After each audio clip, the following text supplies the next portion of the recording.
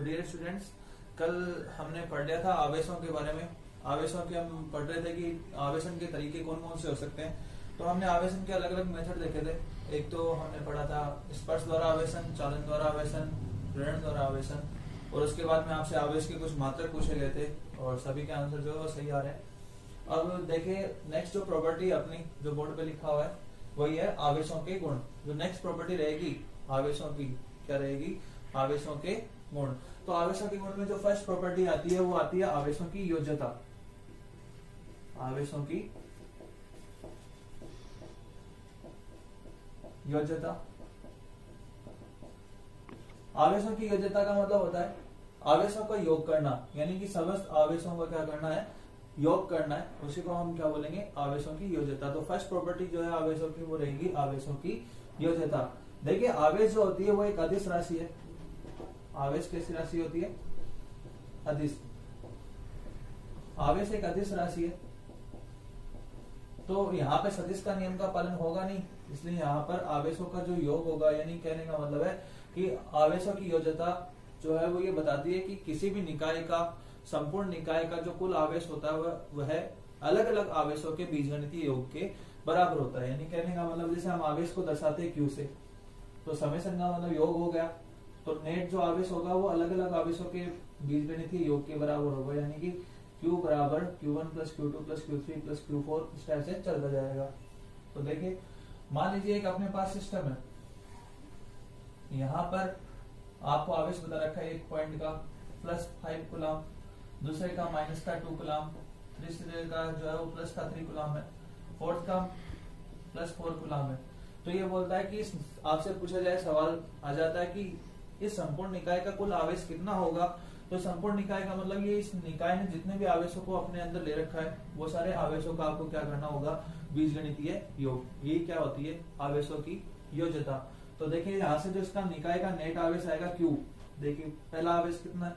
Plus का 5 coulomb, दूसरा आवेश है माइनस का, तो प्लस माइनस माइनस हो जाएगा 2 कूलम, तीसरा है +3 कूलम, चौथा है +4 कूलम। तो नेट आवेश कितना हो गया? 5 + 3 8, 8 + 4 12 कूलम -2 कूलम, कितना हो गया? 10 कूलम। यानी कि इस जो पूरे सिस्टम का यदि आपसे पूछा जाए कि टोटल चार्ज कितना होगा तो कितना रहेगा? प्लस का 10 कूलम। ये इसकी फर्स्ट प्रॉपर्टी है आवेशों की योज्यता। ठीक है, क्लियर हो गया होगा कि इसका मतलब ये होता है कि संपूर्ण निकाय का कुल आवेश अलग अलग आवेशों के बीजगणितीय योग के बराबर होता है। ठीक है, सेकंड पॉइंट है वो है आवेशों का संरक्षण। सेकंड प्रॉपर्टी आवेश की वो क्या होती है? आवेशों का संरक्षण। देखिए आवेशों का संरक्षण का मतलब है, हम जानते हैं कि आवेशों को न तो उत्पन्न कर सकते हैं और न ही नष्ट किया जा सकता है। आवेशों को न तो उत्पन्न कर सकते हैं और न ही नष्ट कर सकते हैं, बस एक वस्तु से दूसरी वस्तु में स्थानांतरित किया जा सकता है। जैसा कि आपको बताया गया था कि कांच की छड़ से क्या किया गया था, हमने आवेश जैसे ही उसको रेशम के कपड़े से रगड़ा था तो वो अपना आवेश का स्थानांतरण कर देता है, और वो आवेश लेता कौन है? वो आवेश रेशम का कपड़ा। तो आपको पता है कि जितना आवेश त्यागा जाता है उतना ही आवेश उसके द्वारा लिया जाता है। तो आवेश का जो मान है वो क्या रहेगा? संरक्षित रहेगा। तो यही आवेशों का संरक्षण होता है। तो सिंपल सा है कि आवेश को न तो उत्पन्न किया जा सकता है और न ही नष्ट किया जा सकता है, बस एक रूप से दूसरे रूप में कन्वर्ट किया जा सकता है। यही आवेशों का क्या कहलाता है? संरक्षण। देखिए मैं आपको इसका एक एग्जांपल समझाता हूँ। ये रेशम अपने पास कांच की छड़ थी और ये रेशम का कपड़ा। तो आपको पता है कि जितने इलेक्ट्रॉनों का त्याग करेगा, जितने इलेक्ट्रॉनों का ये कांच की छड़ जो है वो त्याग करेगी, उतना ही चार्ज इसके ऊपर आएगा। ठीक है, तो प्लस के 4 हो गए, और इसके बाद में ये इलेक्ट्रॉन कौन ले रहा है? ये रेशम का कपड़ा। तो इसके ऊपर भी उतना ही चार्ज आ जाएगा जितना ही लेगा, तो यहाँ पे आ जाएगा -4। तो कहने का मतलब है कि आप देख सकते हो कि दोनों पर आवेशों का मान क्या हो गया? समान। तो ये क्या कहलाता है? आवेशों का संरक्षण। आप इसको एक इस टाइप से भी समझ सकते हैं, जैसे मान लीजिए अपने पास एक है पॉजिट्रॉन है, एक तो प्रोटॉन का कण मान लो, एक इलेक्ट्रॉन का कण मान लो। दोनों को जब मिलाएंगे, जैसे ये प्लस का 1e है, एक हम मान लेते हैं माइनस का, प्लस माइनस का 1e, तो ये प्रोटॉन हो गया, ये इलेक्ट्रॉन हो गया। दोनों का जब योग करेंगे तो क्या आएगा? अपने पास एक किरण मिलेगी जिसको हम बोलेंगे गामा, जो कैसी होगी? उदासीन। ठीक है, तो कहने का मतलब है कि प्लस प्लस मिलकर के मतलब जितनी संख्या आवेशों की संख्या क्या रहेगी? बराबर रहने वाली है। यही क्या कहलाता है? आवेशों का संरक्षण। इसके अलावा एक एग्जांपल और भी दे रखा है आपको इसके अंदर पीडीएफ में, यूरेनियम का है 238 मान लीजिए, तो ये जो है वो कन्वर्ट होता है थोरियम में 232, हम देखते हैं एक 2He4, एक हीलियम नाभिक निकलता है अल्फा कण। तो आप यहाँ से देख सकते हो 4 और कम कर दो इसमें से 234, ठीक है। तो एक एग्जांपल ये और है। तो इसका जैसे यहाँ पे आप देख सकते हो कि यहाँ पे 92 थे, यहाँ पे 90 + 2, तो आप देख सकते हो कि यहाँ पे टोटल जो भी अपने पास प्रोटॉन है 90 है, यहाँ पर 90 + 2 कितने हो गए 92। तो कहने का मतलब है आवेशों का दोनों तरफ क्या रहता है, कंजर्वेशन रहेगा। तो इसी को हम क्या कहते हैं, आवेशों का संरक्षण, ठीक है। तो आवेश को न तो उत्पन्न कर सकते हैं और न ही नष्ट किया जा सकता है, बस एक वस्तु से दूसरी वस्तु में स्थानांतरित किया जा सकता है, यही क्या कहलाएगा, आवेशों का संरक्षण, ठीक है।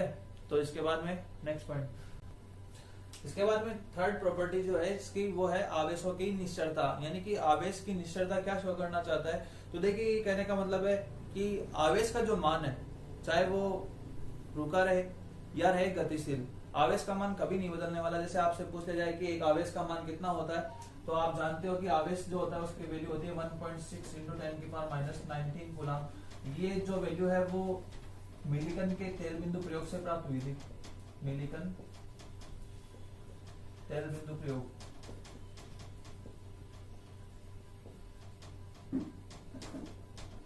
ठीक है।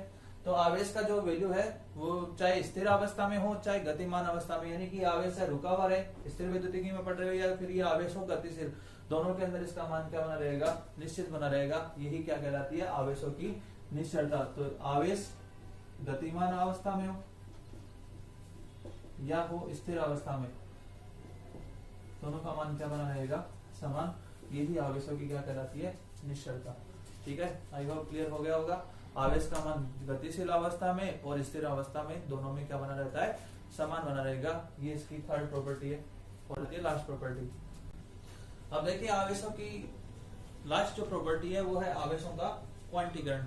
3 प्रॉपर्टी हमने पढ़ ली, एक तो आवेश की हमने पढ़ ली, आवेशों की योज्यता, दूसरा हमने आवेशों का संरक्षण पढ़ लिया, तीसरा हमने पढ़ लिया आवेशों की गतिशीलता और स्थिर अवस्था के बारे में क्या होता है। तो आवेशों की निश्चलता जो हमने पढ़ी थी। अब जो लास्ट प्रॉपर्टी है इसकी वो आती है आवेशों का क्वांटीकरण। देखिए आवेशों का क्वांटीकरण का मतलब ये होता है कि जैसे आपने देखा कि कोई भी वस्तु जो होती है वो यदि इलेक्ट्रॉन का त्याग करेगी, कोई भी वस्तु जब इलेक्ट्रॉन का त्याग करती है तो वो एक पूर्ण संख्या के रूप में उससे बाहर निकलता है। ऐसा नहीं है कि इसमें से आधा इलेक्ट्रॉन निकलेगा या फिर 3/2 निकल रहा है। तो जब हम कहते हैं कि जब इसको हमने रेशम के कपड़े से रगड़ा तो इसमें से एक इलेक्ट्रॉनों की निश्चित संख्या निकलती है, 1 निकल गए, 2 निकल गए, 3 निकल गए। तो ये कहने का मतलब है कि किसी वस्तु से जो आवेश बाहर निकलते हैं वो एक पूर्ण संख्या के रूप में होते हैं, एक पूर्ण गुणज के रूप में होते हैं। वही क्या कहलाती है, आवेशों का क्वांटीकरण। यानी कि किसी वस्तु द्वारा उत्सर्जित होने वाले जो इलेक्ट्रॉन की संख्या रहेगी वो एक पूर्ण संख्या के रूप में बाहर निकलता है, यानी कि आवेशों का एक पूर्ण गुणज होगा, ठीक है। तो कहने का मतलब है हम कह सकते हैं कि Q बराबर क्या होता है, +- n, यानी कि ये जो नंबर होंगे इनकी एक फिक्स होगी कि इनकी संख्या जो होगी वो निश्चित होगी। n का मान किसके बराबर होगा, नेचुरल नंबर के।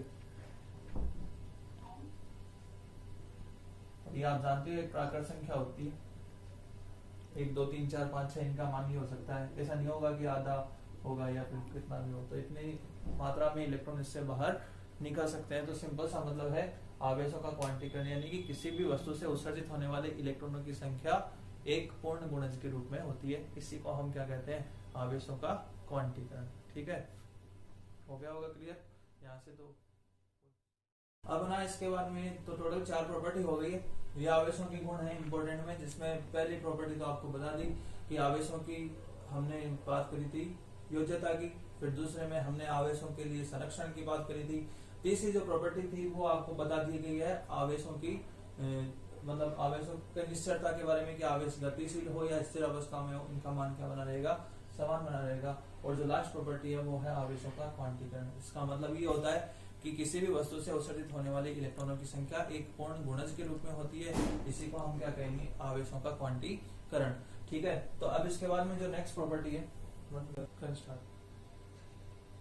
इसके बाद में जो मोस्ट इंपोर्टेंट पॉइंट है इस चैप्टर फर्स्ट के अंदर वो आता है कूलाम का नियम, कूलाम्स लॉ ये मोस्ट इंपोर्टेंट टॉपिक रहेगा इस पूरे चैप्टर में, और इसी के बेसिस पे आगे के जो टॉपिक आने वाले हैं जैसे कूलॉम का नियम का सदिश निरूपण, ये एग्जाम में भी आता है। इसके अलावा जो इलेक्ट्रिक फील्ड आएगा वो इसी के बेसिस पे हम निकालेंगे एक एक करके। तो ये मोस्ट इंपोर्टेंट पॉइंट है इसका, इसको ध्यान से समझिएगा कि कूलॉम का नियम क्या होता है। कूलॉम का नियम जो है वो 1785 में कूलॉम ने दिया था। कब दिया था? 1785 में कूलॉम नामक वैज्ञानिक ने दिया था। और इनके अकॉर्डिंग ये बताया जाता है कि दो स्थिर बिंदु आवेश ले लीजिए, जैसे एक आवेश है Q1 और दूसरा आवेश है Q2, और मान लीजिए कि इनके बीच की दूरी जो है वो है R। दोनों आवेशों के बीच की दूरी कितनी है? R। तो हम कह रहे हैं कि दो स्थिर बिंदु आवेश, इसको नाम दिया जा रहा है स्थिर अवस्था में पढ़ रहे हैं इसलिए, और इसको नाम एक दिया जा रहा है बिंदु आवेश, स्थिर बिंदु आवेश। ये बिंदु आवेश क्या होते हैं पहले इनके बारे में जानिए। बिंदु आवेश होते हैं जैसे कि कोई भी आकार है, किन्हीं दो वस्तुओं के बीच का आकार जो होता है उनकी दूरी की तुलना में क्या हो? कम हो, तो वो आवेश जो है वो कैसे माने जाते हैं? बिंदु आवेश। जैसे हम बात करते हैं तारों की, तो वैसे तारों का आकार बहुत बड़ा है, लेकिन दो तारों की यदि डिस्टेंस की बात करेंगे तो वो यदि दूरी ज्यादा हो बजाय उनके आकार के, तो वो आवेश कैसे हो जाएंगे? बिंदु आवेश। तो कहने का मतलब है कूलॉम का नियम जो है वो क्या बताता है? सन 1785 में कूलॉम नामक वैज्ञानिक ने एक नियम दिया था आवेशों से संबंधित, जिसको हम कूलॉम का नियम कहते हैं। और इस नियम के अनुसार दो स्थिर बिंदु आवेश है Q1 और Q2, जिनके बीच की दूरी क्या है? R। तो ये बोल रहा है कि इन दोनों आवेशों के बीच में एक फोर्स लगता है, इनके मध्य लगने वाला जो बल होता है वो प्रोपोर्शनल होगा, समानुपाती होगा दोनों आवेशों के परिमाण के गुणनफल के, तो समानुपाती। दोनों आवेशों के परिमाण के गुणनफल के तो समानुपाती, तथा इनके बीच की जो दूरी है कितनी है? R। तो इन दोनों के बीच की दूरी के वर्ग के व्युत्क्रमानुपाती होता है। ये क्या कहलाता है? कूलॉम का नियम।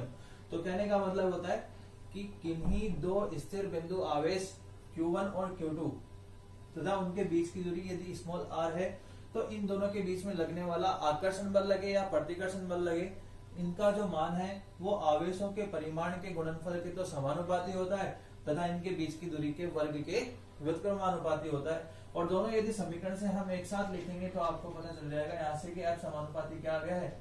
Q1 Q2 upon R square. और जैसे ही यहाँ से आपको पता है कि समानुपाती का निशान हटेगा तो एक कांस्टेंट आएगा, और वो कांस्टेंट क्या होगा यहाँ पे? K Q1 Q2 upon R square. में परिमाण को इस तरह से लिख रहा है कि इसकी वैल्यू जो है वो कितनी आएगी? K Q1 Q2 upon R square. और ये जो है ये क्या कहलाता है? कूलॉम का नियम। अब यहाँ पर जो K है, K कांस्टेंट, इसकी वैल्यू कितनी होती है?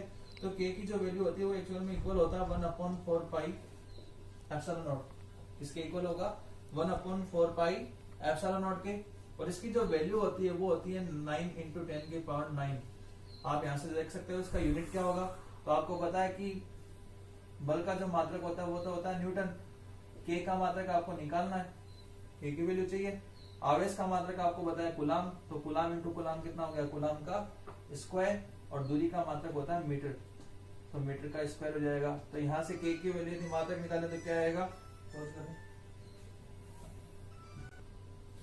तो यहाँ से जो इसका K का जो मात्रक आने वाला है वो क्या जाएगा? मीटर स्क्वायर तो आएगा इधर और कूलॉम स्क्वायर आ जाएगा नीचे। तो K का जो यूनिट हो जाएगा वो क्या हो जाएगा?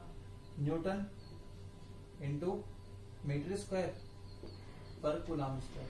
तो ये इसका मात्रक होता है। अब यहाँ पे आप देख सकते हो कि एक नई क्वांटिटी आई है, राशि एप्सिलॉन नॉट। ये एप्सिलॉन नॉट होता है, इसको बोलते हैं निर्वात की विद्युतशीलता। निर्वात की विद्युतशीलता। और इसका मात्रक भी आप निकाल सकते हो। इसकी जो वैल्यू होती है वो होती है 8.85 × 10⁻12 कूलॉम स्क्वायर पर न्यूटन मीटर स्क्वायर। तो ये इसकी यूनिट होती है। तो आप यहाँ से ध्यान रख सकते हैं। कूलॉम का नियम एक बार फिर से देखिए। सन 1785 में कूलॉम नामक वैज्ञानिक ने स्थिर बिंदु आवेशों से संबंधित एक नियम दिया था, उसको ही हम क्या कहते हैं? कूलॉम का नियम। और इस नियम के अनुसार किन्हीं दो स्थिर बिंदु आवेश Q1 और Q2 के मध्य लगने वाला आकर्षण या प्रतिकर्षण बल का मान समानुपाती रहेगा दोनों आवेशों के परिमाण का मतलब इसकी पॉजिटिव वैल्यू ही लेनी पड़ेगी, दोनों के गुणनफल के तो होगा समानुपाती, तथा उसके बीच की जो दूरी आप देख रहे हो यहाँ से दूरी है r, तो इसके वर्ग की क्या होता है व्युत्क्रमानुपाती। यही कूलाम का नियम कहलाता है। तो यहाँ से यदि दोनों समीकरण को हम लिखें तो क्या लिख सकते हैं F समानुपाती Q1 Q2 upon R square, और जब समानुपाती का निशान हटेगा तो एक कांस्टेंट आएगा K, तो F is equal to K Q1 Q2 upon R square हो गया। अब ये K जो है वो एक कांस्टेंट है, इसकी वैल्यू कितनी होती है, तो इसकी वैल्यू होती है 1/4 पाई एप्सिलॉन नॉट के इक्वली, आपको ध्यान रखना है। और यहाँ से इसका जो मान आता है वो वैल्यू होती है 9 × 10⁹। यूनिट कैसे निकाली हमने, तो आप यहाँ से K का मात्रक निकाल सकते हो। इसका मात्रक तो होता है न्यूटन, इसका मात्रक होता है मीटर, तो मीटर का स्क्वायर, तो न्यूटन इंटू मीटर स्क्वायर, और कूलाम इंटू कूलाम कितना हो गया कूलाम का स्क्वायर, तो वो कहा जाएगा अपॉन में। तो हम कह सकते हैं कि जो इसका यूनिट होगा न्यूटन मीटर स्क्वायर पर कूलाम स्क्वायर। और यहाँ पे जो ये क्वांटिटी आ रही है एप्सिलॉन नॉट, ये निर्वात को बताती है। देखिए मीडियम के लिए चेंज हो जाता है, माध्यम के लिए आता है एप्सिलॉन, और ये किसके लिए है निर्वात के लिए। ठीक है, तो यहाँ से एप्सिलॉन नॉट का जो वैल्यू होता है वो होता है 8.85 × 10⁻12 कूलाम स्क्वायर पर न्यूटन मीटर स्क्वायर। ठीक है, तो ये क्लियर हो गया होगा यहाँ से। इसके बाद में मान लीजिए तो हमने निर्वात की बात करी जहां पे कोई मीडियम उपस्थित नहीं होता, यदि ये दोनों आवेश यदि किसी माध्यम जैसे हवा में रख दिए जाते हैं या फिर कोई ऑयली मीडियम होता है उसके अंदर रख दिया जाता है, तब क्या फर्क पड़ेगा। तो देखिए माध्यम के लिए जो विद्युतशीलता है वो कन्वर्ट हो जाती है, वो होती है एप्सिलॉन। तो इसके लिए कितना बल लगेगा, तो फॉर्मूला तो वही रहेगा F is equal to K Q1 Q2 upon R square होता है। K की वैल्यू कितनी थी 1/4 पाई एप्सिलॉन नॉट लिखा था, तो इसकी बजाय हम क्या लिख देंगे सिर्फ 1/4 पाई एप्सिलॉन। ठीक है, तो ये है कूलाम का नियम, किसके लिए, ये है माध्यम के लिए, और वो किसके लिए है निर्वात के लिए। आई होप आपको क्लियर हो गया होगा।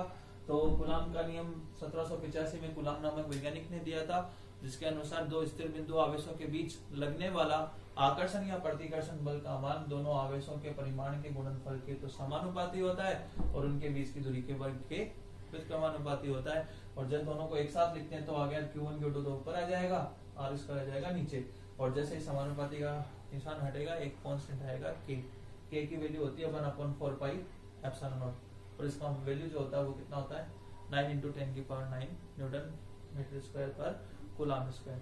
ठीक है, ये है। और यदि माध्यम के लिए आ जाता है यहाँ पे निर्वात की बजाय कोई मीडियम हो, तो इस एप्सिलॉन नॉट की जगह हम शिफ्ट कर देंगे एप्सिलॉन, ये है 1/4 pi epsilon Q1 Q2 upon R square.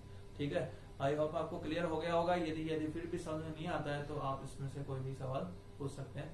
तो देखिएगा फिर से आगे। तो इसके बाद में जो नेक्स्ट अपना पॉइंट आता है वो देखिए पराविद्युतांक और आपेक्षिक विद्युतशीलता का ही है, जो हमने अभी थोड़ी देर पहले बात करी थी एप्सिलॉन नॉट की, एप्सिलॉन की, तो ये इनके बारे में हम पढ़ेंगे। वो आएगा इसके अंदर पराविद्युतांक और आपेक्षिक विद्युतशीलता।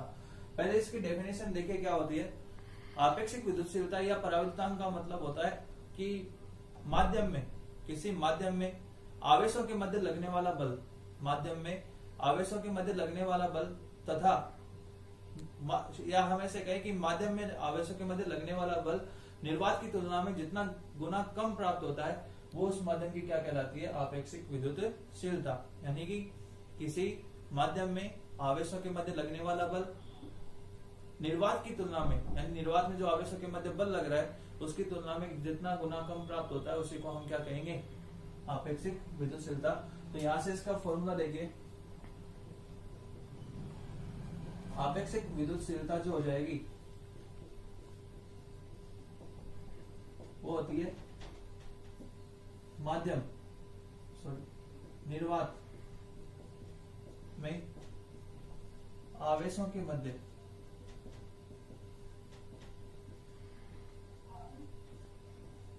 लगने वाला बल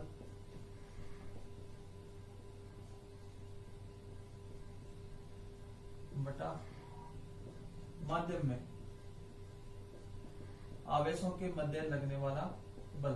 ठीक है, तो निर्वात में कितना बल लगता है और माध्यम में कितना बल लग रहा है, इन दोनों का रेशियो भी क्या कहलाता है आपेक्षिक विद्युतशीलता। देखिए इसको आपेक्षिक विद्युतशीलता को दर्शाते हैं एप्सिलॉन आर से। ठीक है, तो इसकी दो डेफिनेशन हो गई है, एक तो माध्यम में आवेशों के मध्य लगने वाला बल निर्वात में आवेशों के मध्य लगने वाले बल की तुलना में जितना गुना कम प्राप्त होगा वो तो उसकी क्या कहलाएगी, आपेक्षिक विद्युतशीलता। यदि आपसे दूसरी डेफिनेशन पूछी जाए कि दूसरी परिभाषा क्या हो सकती है, तो हम बोलेंगे कि निर्वात में आवेशों के मध्य लगने वाला बल तथा माध्यम में आवेशों के मध्य लगने वाले बल का जो अनुपात होता है उसी को हम क्या कहेंगे, आपेक्षिक विद्युतशीलता या फिर पराविद्युतांक। इसको दर्शाने का तरीका होता है एप्सिलॉन आर से। वैसे इसका सूत्र जो होता है वो होता है एप्सिलॉन नॉट बराबर एप्सिलॉन इंटू एप्सिलॉन आर होता है, यानी कि एप्सिलॉन आर का जो मान आएगा वो एप्सिलॉन नॉट बटा एप्सिलॉन आर आना चाहिए, सॉरी एप्सिलॉन को, ठीक है। तो ये कैसे आएगा, गड़बड़ हो गया, कर स्टार्ट। तो यहां से इसका जो सूत्र होना चाहिए, इसका सही सूत्र जो होता है वो आता है एप्सिलॉन नॉट एप्सिलॉन आर के बराबर होता है एप्सिलॉन। तो एप्सिलॉन आर जो आएगा वो किसके बराबर होना चाहिए, एप्सिलॉन अपॉन एप्सिलॉन नॉट। तो ये इसके बराबर कैसे आएगा वो देखिए, ये इसके पराविद्युतांक का सूत्र होता है। ये कैसे आता है, आपेक्षिक विद्युतशीलता जो होता है वो होती है निर्वात में आवेशों के मध्य लगने वाला बल तथा माध्यम में आवेशों के मध्य लगने वाले बल का अनुपात। तो देखिए अभी थोड़ी देर पहले हमने कूलाम का नियम पढ़ा था, वहां पे आपको बताया था कि निर्वात में कितना बल लगता है, 1/4 pi epsilon not Q1 Q2 upon r square था, ठीक है। तो ये मान हम यहाँ रखेंगे तो निर्वात के लिए तो क्या आएगा, 1/4 pi epsilon not Q1 Q2 upon r square. तो ऐसे ही माध्यम में कितना हो जाएगा, माध्यम में आपको बताया था कि एप्सिलॉन नॉट के बजाय क्या हो जाता है एप्सिलॉन। तो यहाँ पे हम एप्सिलॉन लिखेंगे तो आएगा 1/4 pi epsilon Q1 Q2 upon r square. तो देखिए 1/4 पाई से 1/4 पाई कैंसिल होगा, Q1 Q2 से Q1 Q2, आर स्क्वायर से आर स्क्वायर कैंसिल हो जाएगा। तो ये एप्सिलॉन तो चला जाएगा ऊपर और एप्सिलॉन नॉट आ जाएगा नीचे। तो epsilon r is equal to क्या हो गया, एप्सिलॉन अपॉन एप्सिलॉन नॉट, ठीक है। तो हम कह सकते हैं यहाँ से कि एप्सिलॉन आर बराबर क्या होता है, एप्सिलॉन अपॉन एप्सिलॉन नॉट। तो हम ये कह सकते हैं, इसकी तीसरी डेफिनेशन भी आप बना सकते हो कि पराविद्युतांक क्या होता है, किसी माध्यम की विद्युतशीलता तथा निर्वात की विद्युतशीलता का अनुपात क्या कहलाएगा, पराविद्युतांक कहलाता है, ठीक है। तो क्लियर हो गया होगा। और जहां पे भी माध्यम की बात आएगी, जैसे एप्सिलॉन दिया जाएगा तो यहाँ से इसका मान किसके इक्वल हो जाएगा, एप्सिलॉन नॉट एप्सिलॉन आर की, ठीक है। तो यहाँ से डेफिनेशन, 3 डेफिनेशन बन गई इसकी। पहली डेफिनेशन तो ये कह सकते हैं कि माध्यम में आवेशों के मध्य लगने वाला बल निर्वात में लगने वाले बल की तुलना में जितना गुना कम प्राप्त होता है वो उसकी विद्युतशीलता कहलाएगी। या हम कहें कि निर्वात में आवेशों के मध्य लगने वाला बल माध्यम में आवेशों के मध्य लगने वाले बल का जो रेशियो होता है, अनुपात होता है, वो क्या कहलाएगा, आपेक्षिक विद्युतशीलता। और थर्ड डेफिनेशन में हम कह सकते हैं कि किसी माध्यम की विद्युतशीलता और निर्वात की विद्युतशीलता का जो अनुपात होता है क्या कहलाएगा, पराविद्युतांक या फिर आपेक्षिक विद्युतशीलता कहलाती है, ठीक है। आई होप आपको क्लियर हो गया होगा। अब इसके बेसिस पे आपसे कुछ सवाल पूछे जाएंगे, वो हमें देखना है और एक एक करके आगे की टर्म सॉल्व करेंगे, ठीक है। तो अब देखिए इसका जो नेक्स्ट एक एग्जांपल लेते हैं हम कूलाम के नियम के बेसिस पे। आपको कूलाम का नियम का सूत्र याद होना चाहिए कि लगने वाला जो बल होता है उसका मान कितना होता है, K Q1 Q2 upon r square होता है। और K का जो वैल्यू होता है वो आपको पता होना चाहिए कितना होता है, 4 पाई एप्सिलॉन नॉट, ठीक है। तो अब सवाल देखिए और इस सवाल को हम सॉल्व करेंगे। मान दिया गया है एग्जांपल में कि 2 प्रोटॉन है जो परस्पर कितनी दूरी पर रखे गए हैं, 3 मीटर की दूरी पर रखे गए हैं। इनके मध्य लगने वाले बल की गणना कीजिए। तो कैसे आप उसकी गणना करेंगे, तो इस क्वेश्चन का आंसर देखिए क्या होगा।